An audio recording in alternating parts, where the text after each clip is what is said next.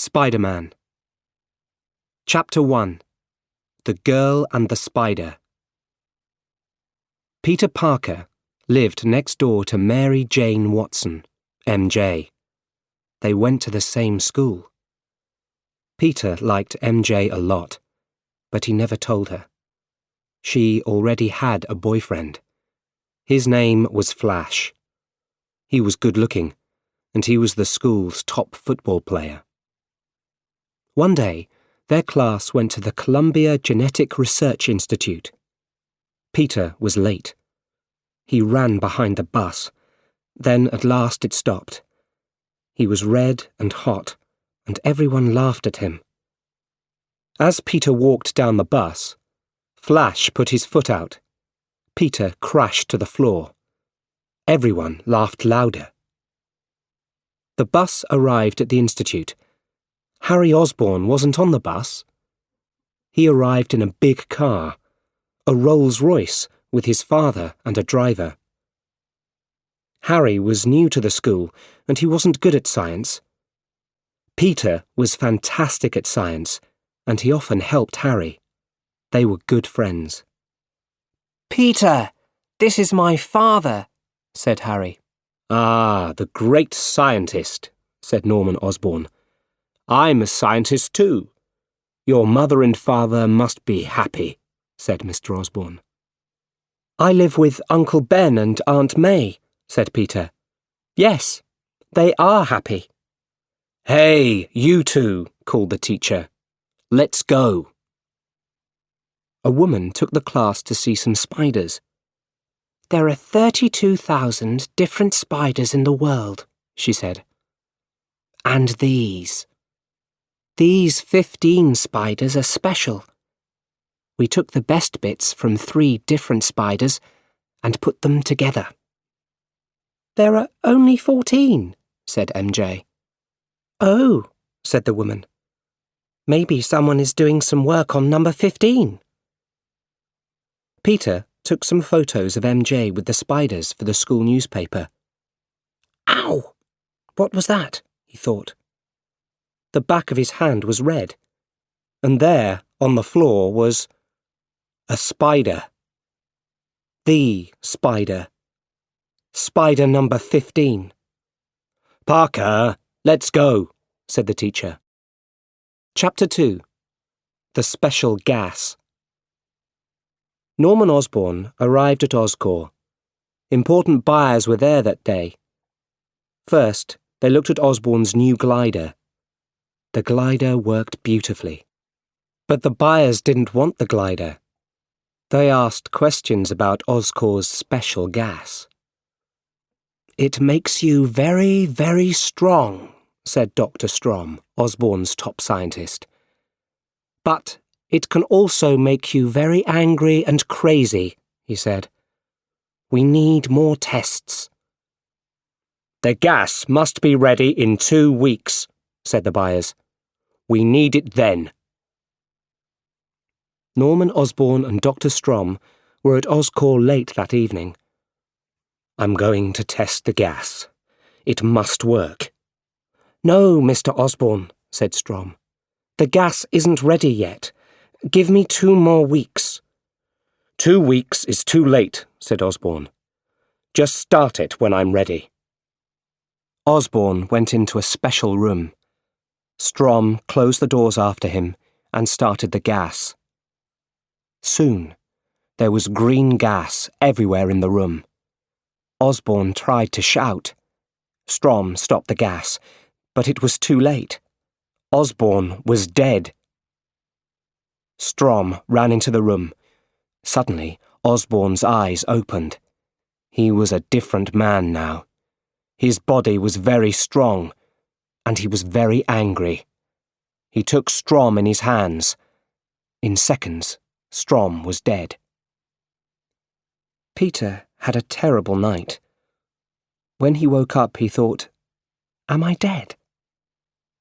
Slowly, he started to move. "No," he said. "I feel fantastic." His body was beautiful and very strong. He looked across the room. I can see much better too. This was a new Peter Parker. Later that day, Peter was in the lunchroom at school. MJ sat with Flash a few tables behind Peter. My hands feel different, Peter thought. He looked closer at his right hand. Suddenly, a line of spider webbing shot from his hand across the room. It shot onto some food on the next table. Peter watched the food fly across the room. It hit Flash. He turned and saw Peter. Parker! Peter ran out of the lunchroom, but Flash followed him. Peter turned. Flash tried to hit him, but Peter moved too quickly. Flash tried again and again to hit Peter. Then Peter hit Flash, and he hit him right across the room. Peter ran out of the school. He went down a street between two tall buildings. He wanted to test his new body. He went up a wall. He went higher and higher. At the top, he looked down at the road with its little cars. Then he ran and jumped from building to building. Woohoo! He shouted. He stopped on one building. Now, he thought, I'm going to try this spider webbing. He put his hands in front of him and looked at the building opposite. At first, nothing happened. Then long lines of strong webbing shot from his hands. He took a line of the webbing and jumped. Woohoo! Now I can fly! Peter came home late that night. He heard shouts from MJ's house. He went into the garden. MJ's back door opened. MJ walked into her garden and saw Peter. Did you hear that? She asked. No, well, I heard something. You can always hear us, right? Then she smiled. So, school finishes soon. What's next for you? I want to live in Manhattan. I want to be a photographer. What about you? Yeah, I'm going to live in the city too. I want a job on Broadway. You were great in all those school plays. I cried when you were Cinderella, he said. Peter, we were 6 then.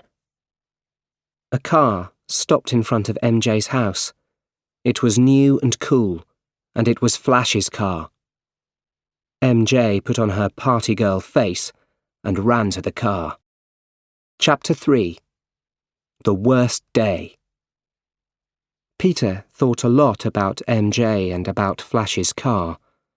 He wanted a cool car too. The next evening, Peter ran to the front door. He had some things in a bag. I'm going into town. I want to finish some schoolwork, he called. Wait, said Uncle Ben. Let's go in the car. Uncle Ben stopped the car. Thanks for the ride, smiled Peter. Let's talk, said Uncle Ben. I haven't got time right now. That fight you had at school, with Flash. I didn't start the fight, said Peter. I know, said Uncle Ben, but this is an important time. You're changing into a man. Be careful, Peter.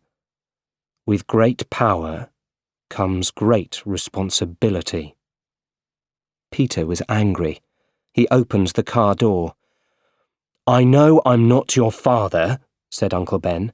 No, you're not, shouted Peter. Uncle Ben went quiet. See you here at 10 o'clock, he said. Sadly, Peter watched Uncle Ben's car drive away. Peter walked across the street to an old building. He went in and walked into a big room. There were many people there. They watched a fight with 2 men. One of the men was very big and ugly. His name was Bonesaw McGraw. He jumped on top of the other man, and the fight was over. A few crazy people wanted to fight Bonesaw for money. Peter wanted to fight him too. He needed the money. He took a costume and mask out of his bag. $3,000 for 3 minutes with Bonesaw, a man shouted. Let's hear a big shout for our next fighter. The man looked at Peter's costume, red and blue with spider webs. For Spider-Man! Everyone looked at Peter and laughed. Bonesaw had crazy eyes and a terrible smile. He was big and very strong. The fight started. When Bonesaw tried to hit Peter, Peter jumped right over him. Then Bonesaw hit Peter with a chair and Peter hit the floor. Then Peter jumped up and hit Bonesaw. He knocked him out. Everybody shouted and laughed. They loved it. After the fight, Peter went for his money. The man gave him $100. $100? said Peter. It's $3,000, not $100. It's $3,000 for 3 minutes. Your fight was only 2 minutes. I need that money, said Peter. Not my problem, said the man. Peter walked away angrily. Then there was a shout behind him. Hey! Stop that man! He's got my money! A man with white hair ran to a door and out of the building. Why didn't you stop him? The man asked Peter. Not my problem, said Peter. A few minutes later, Peter was in the street. Some people were around the body of a man. Peter walked through the people.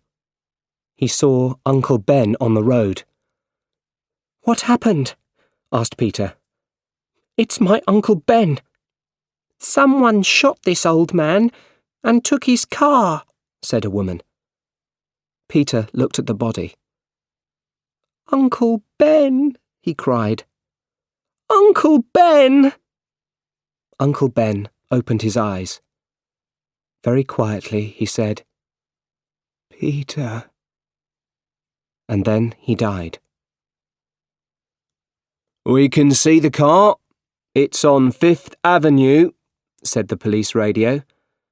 Peter ran between 2 buildings. He put on his costume. He went up one of the buildings. He used his webbing and jumped from building to building. Very soon, he was on 5th Avenue. Then he saw Uncle Ben's car. He jumped on top of it. Smash! He put his hand through the front window. Ah! cried the driver and crashed the car. Peter followed the driver into a dark old building. Peter had the man in his hands. The man turned to the light and Peter saw his face. It was the man from the Bonesaw fight, the man with white hair. It was the worst day of Peter's life. Chapter 4. An Old Life Ends. Life was quiet after Uncle Ben died. Peter and Harry worked hard at school, and soon their last year was over.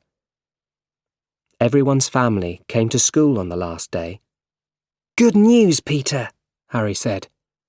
My dad bought a flat for me in Manhattan, and there's a room for you. That's great, said Peter. Then Harry's father arrived. You did it, Mr. Osborne said to Harry. He was a little surprised, but also very happy. Good work. Then he turned to Peter.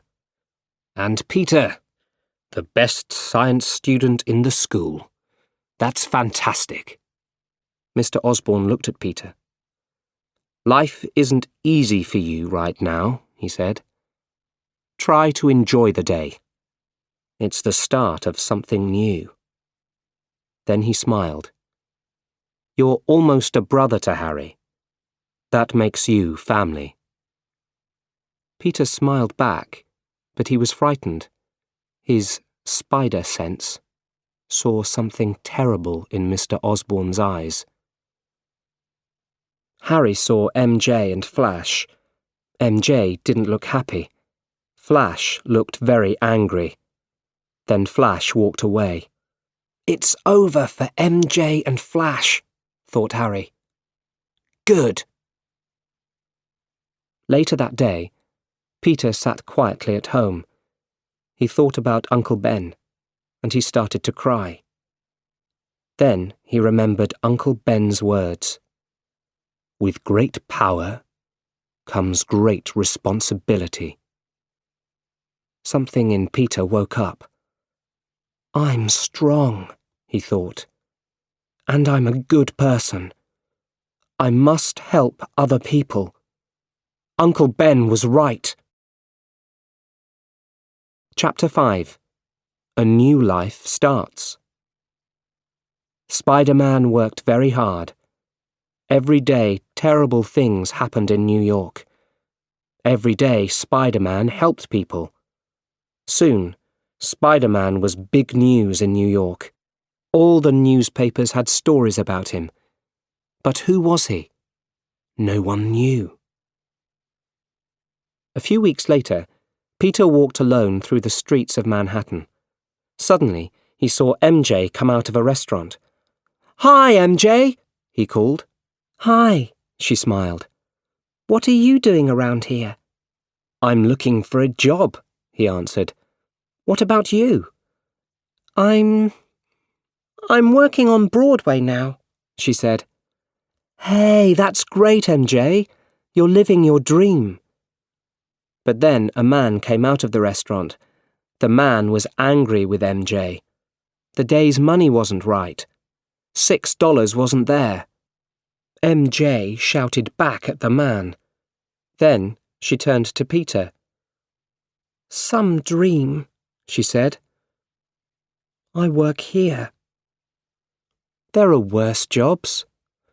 "Don't tell Harry," she said. "Harry?"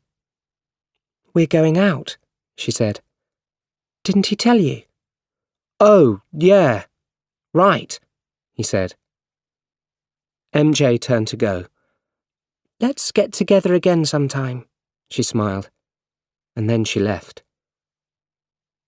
Back at the flat, Peter was very sad. He didn't have a job, and MJ was Harry's girlfriend now. Then he saw the front of the Daily Bugle newspaper. "Dollars for photos of Spider-Man." Peter smiled. "I know just the right man for the job," he thought. Chapter 6. The Photographer. The next morning, Peter went out with his Spider-Man costume and his camera. When bad things happened on the streets of New York, he put his camera up high. Then Spider-Man did his good work, and the camera took the pictures. Mr. Jameson looked quickly at Peter's photos. He was the top man at the Daily Bugle newspaper. He loved the pictures, but he didn't say it. "You can have $200, he said. "That's not much," Peter answered. "OK, $300, said Mr. Jameson. "And bring me more." Peter left the newspaper building with $300, and the next day, his photo of Spider-Man was on the front of the paper. Not bad for a morning's work. All the important people at Oscorp sat around a table. Norman Osborn talked about Oscorp's good work. "Quest Aerospace is big, but we are bigger," he said.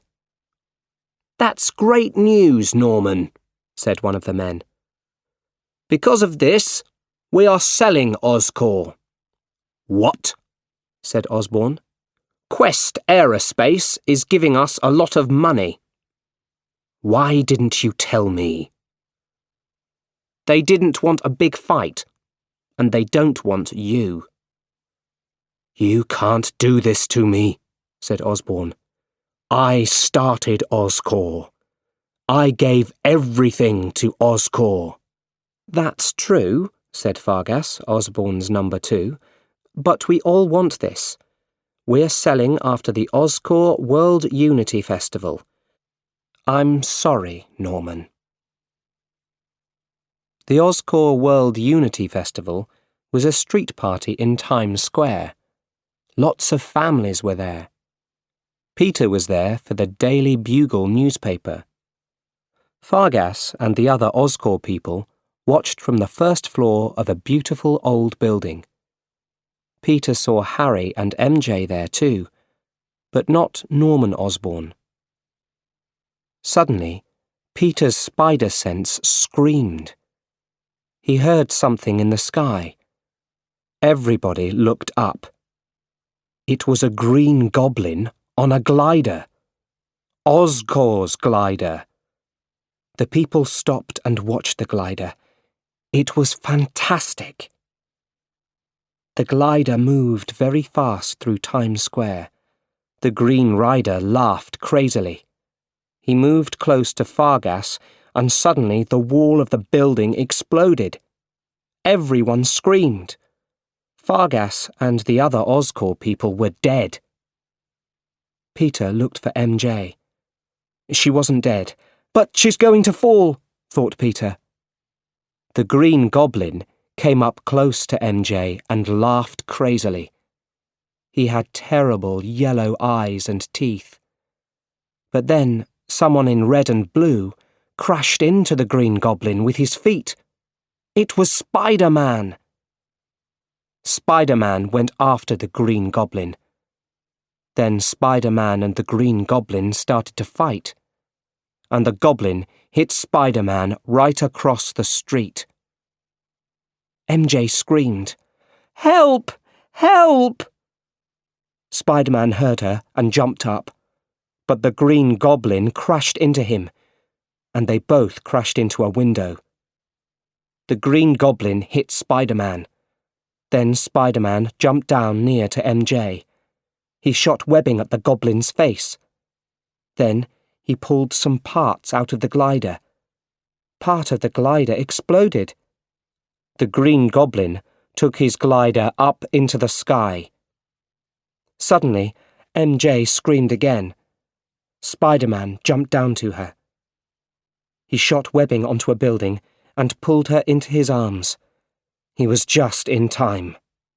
He shot more webbing and moved from building to building with MJ in his arms. MJ wasn't frightened. It was so exciting. He left her in a garden on top of a building. "Wait!" she called.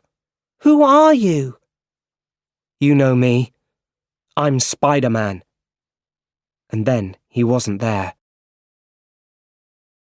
Chapter 7. We Can Work Together. That night, Norman Osborne was alone at home. He read the evening newspaper. There was a story about the Oscorp people. They were all dead.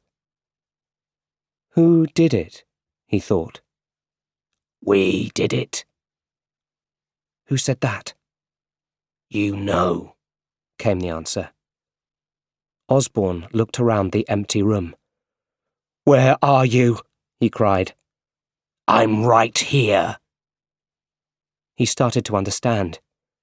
It was in his head. It was him. "Ha ha ha!" laughed the Green Goblin. "This is only the start. Only one person can stop us.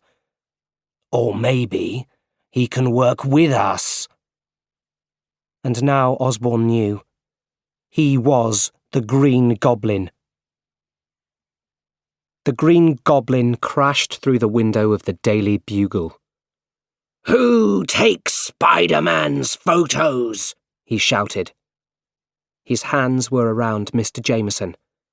Suddenly, Spider-Man was at the window. "Put him down!" he shouted. But the Green Goblin shot sleeping gas into Spider-Man's face. Then he put Spider-Man on his glider and left the building quickly. A little later, Spider-Man opened his eyes. He was on top of a tall building. "Wake up, Spider-Man," the Green Goblin said quietly.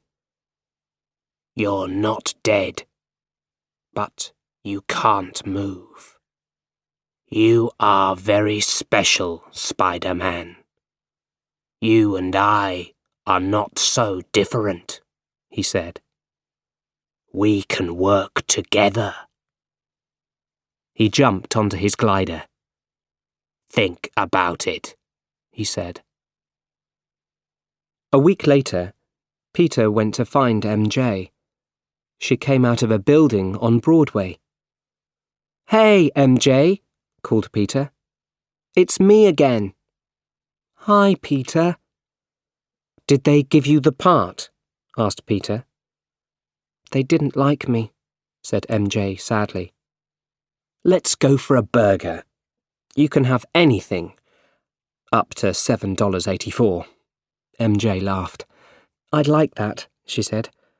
"Oh, but I'm going out to dinner with Harry. Come with us." "No, thanks," said Peter. MJ turned and walked away. It started to rain. She knew a quick way and walked down a dark street. Suddenly, 4 men were around her. She hit one, and then another. And suddenly he was there. Spider-Man shot webbing at the 4 men. He pulled them back from MJ. The men hit him, but Spider-Man was stronger. The men ran away, and Spider-Man jumped onto a wall. He came down the wall head first. "You saved me again," said MJ. "You are fantastic. I want to thank you this time." MJ moved close to Spider-Man, and they kissed slowly.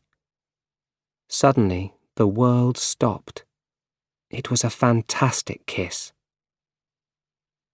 On Thanksgiving Day, Peter was on 6th Avenue. A tall building was on fire. "My little boy's in there!" a woman screamed. Spider-Man jumped up into the building. He saved the boy and gave him to his mother. Then they heard another scream. "There's someone still up there!" a woman shouted. Spider-Man jumped back into the building. "Where are you?" he called. Then he saw an old woman. The woman turned around. It was the Green Goblin. "You," said Peter.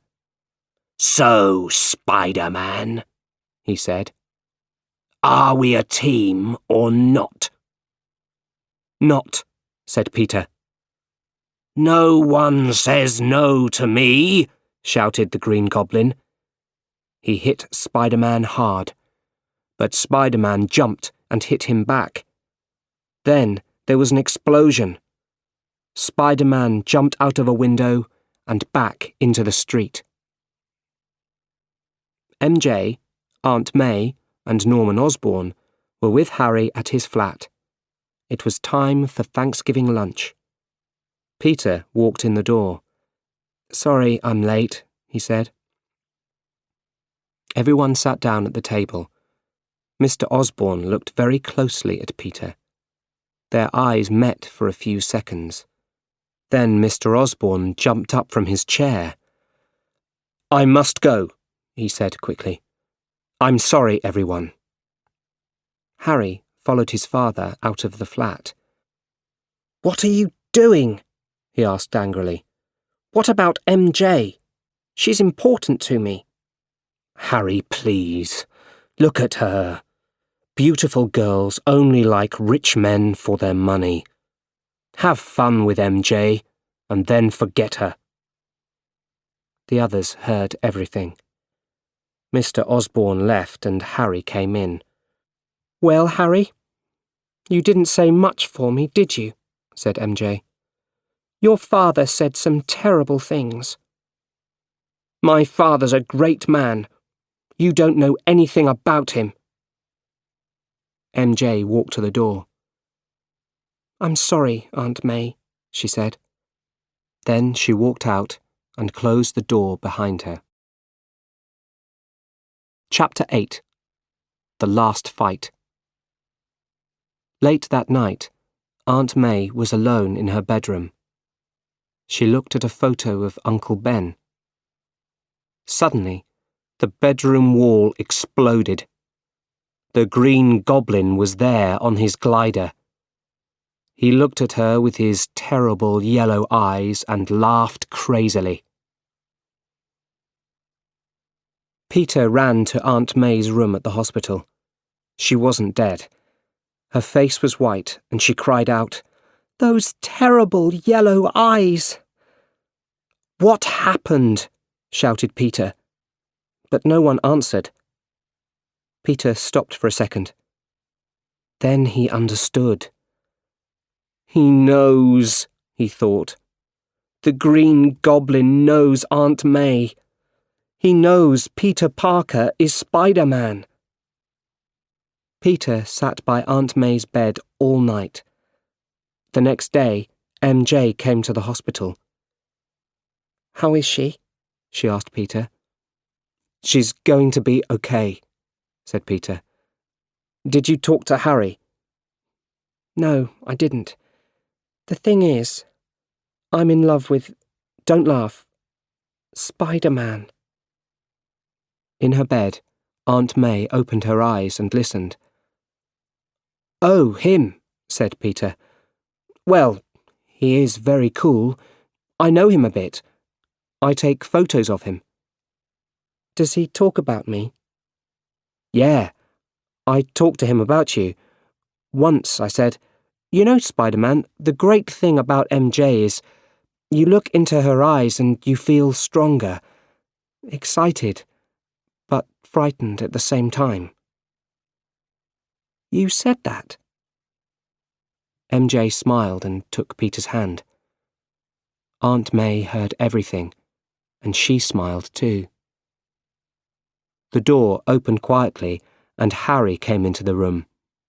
MJ pulled her hand away, but it was too late. They all knew. Harry went to his father's home. "You were right about MJ," he said to his father. "You're right about everything. She's in love with Peter." "Parker," his father said quietly. "And how does he feel about her?" "Peter was in love with MJ when he was 6, and he still loves her." Mr. Osborne smiled. Then he looked at Harry sadly. "I'm so sorry. I wasn't always there for you, but now things are going to be different." "I'm going to make things right," he said, and took Harry in his arms. Back at the hospital, Aunt May looked at Peter. Peter smiled back. "A smile," said Aunt May. "And you smiled at MJ earlier today too. You love MJ, Peter. Please tell her. Everyone knows you love her." But suddenly, Peter thought of the Green Goblin. "Just a second, Aunt May," he said, and he left the room. He called MJ's number, but she didn't answer. "MJ?" he shouted. "Are you there?" Then he heard a crazy laugh at the other end of the phone. "Can Spider-Man come out to play?" It was the Green Goblin. "Where is she?" Peter cried. MJ woke up. It was night. She looked down. She was high up on the Queensborough Bridge. This was a bad dream, right? A cable car took people from Manhattan to Roosevelt Island. The lights were on in the cable car. She saw some children in the cable car. Then she heard a crazy laugh. It was the Green Goblin on his glider. The Green Goblin shot at the cable car station on Roosevelt Island. The station exploded, and the cable car stopped over the water. Seconds later, Spider-Man was there. Suddenly, there was a terrible sound. "The cable is breaking," thought Spider-Man. The cable car started to fall. "I can't save them. There isn't time." Then, the Green Goblin took the cable in his hand and saved the children. With the cable in his right hand, he glided up to MJ. He took her in his left arm and shouted, "Spider-Man, who is going to die? The woman you love or the little children? You choose." And then the Green Goblin opened both his hands. In a second, Spider-Man jumped down and took MJ in his arms. Then he took the cable in his other hand. He shot webbing at Queensborough Bridge and stopped the fall of the cable car. Spider-Man said to MJ, "Go down the cable to the cable car." "I can't." "Yes, you can, MJ." Slowly, she went down. Peter turned, and the Green Goblin crashed into him. The Green Goblin laughed and turned the glider. "It's time to die," he cried, and glided fast back under Queensborough Bridge. And then, something hit the Green Goblin. The glider went around and around crazily. The people on the bridge shouted at the Green Goblin and hit him with bits from the bridge. Carefully, Spider-Man put the cable car down onto a big boat under the bridge. The Green Goblin shot a cable around Peter's body. Then he took Peter to an old building on Roosevelt Island. There he hit Peter again and again. "I'm going to finish MJ very slowly," said the Green Goblin. Peter looked up. He was angry. He hit the Green Goblin hard again and again. He shot webbing at a wall and pulled. It crashed down on the Green Goblin. At last, the fight was over. "Peter, stop!" the Green Goblin cried. "It's me." He pulled off his mask. The tired face of Norman Osborn looked at Spider-Man. "Mr. Osborn," said Peter. "Peter, those Oscorp people are dead because of you." "No, that was the Green Goblin, not me. You can save me, Peter. I'm like a father to you. Give me your hand." "I had a father. His name was Ben Parker." Peter's spider sense was working well. "I can feel the glider behind me," he thought. Suddenly, he jumped up high. The glider moved very fast. It glided right through Norman Osborn's body. "Peter," said Mr. Osborn before he died, "don't tell Harry." Spider-Man took Mr. Osborn's body back to his house. Harry came into his father's room. He saw Spider-Man and the dead body. "What did you do?" he shouted. But Spider-Man left quickly through the window. Chapter 9. MJ's Surprise. Harry was very sad and alone. Aunt May, MJ and Peter were there. Everyone was in black. "I'm so sorry, Harry," said Peter. "It's difficult without a father, I know." "It was Spider-Man," said Harry. "My father is dead, and Spider-Man must pay." Harry looked at Peter sadly. "You're the only family I have now." A little later, MJ and Peter talked together under some trees. "Peter," said MJ, "I almost died on that bridge. But I thought about someone, and it wasn't Spider-Man.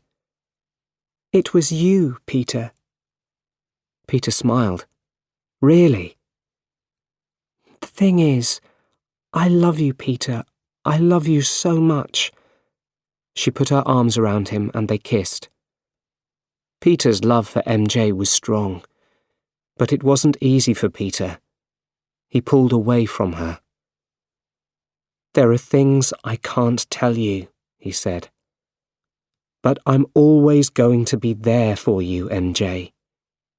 I will always be your friend." MJ's eyes opened in surprise. "Only your friend?"